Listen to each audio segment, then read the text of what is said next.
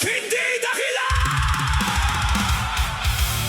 Hindi dahilan ang kahirapan para sabihin na nagawa ko yun dahil gutom pamilya ko. Hindi ko alam kasi lulong ako sa droga. Tangina mo ka!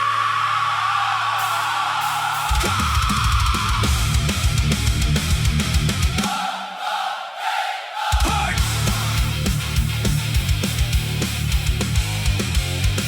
Hindi makatwiran ng kahit na anong dahilan para kuhanin ang buhay ng isang ama, isang asawa, isang anak, isang rider, isang manggagawa na lumalaban ng parehas sa buhay. Magkahanap buhay kahit maulan, kahit tirik ang araw at kahit masama ang pakiramdam.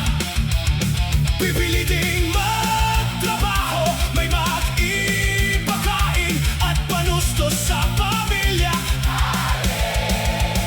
Hindi ko kaano ang rider, pero habang pinapanood ko yung video, bakit naiiyak ako? Bakit may galit akong nararamdaman sa mga taong mapanlamang sa kapwa? Anak ng puta! Talaga pumarehas kayo, magbalat kayo ng buto. Hindi lang pamilya nyo ang kailangan kumain.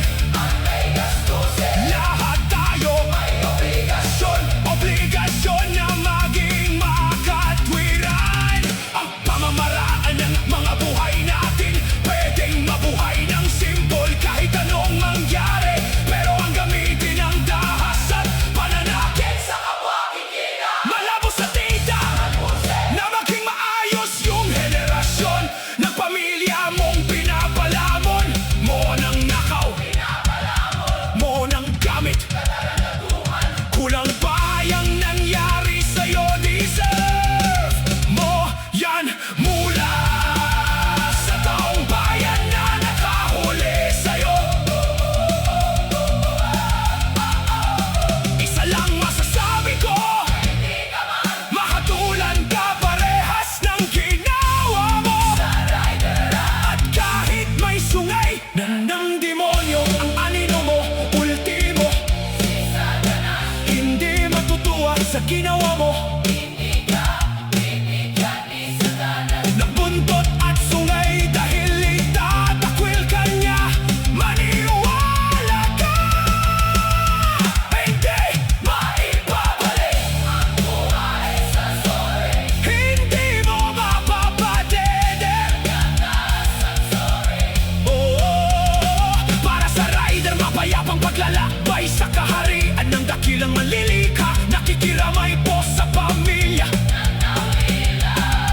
Umaasa kaming lahat sa ating gobyerno na mabigyan rin ng pansin ng mga ganitong pangyayari, para maalis sa amin ang pangamba. Sa bawat paglabas ng aming mga bahay ay ligtas kami, at may mga otoridad na nakaalalay para sa mamamayan. Ligtas ang mga anak namin sa eskwelahan, ligtas ang mga manggagawa, at ligtas ang bawat isa sa atin. Panalangin mula sa amin at para sa lahat na muling bumalik at magkaroon ng respeto at pagmamahal sa bawat isa. Panalangin para sa lahat ng buong kaligtasan at paghahari ng kapangyarihan ng dakilang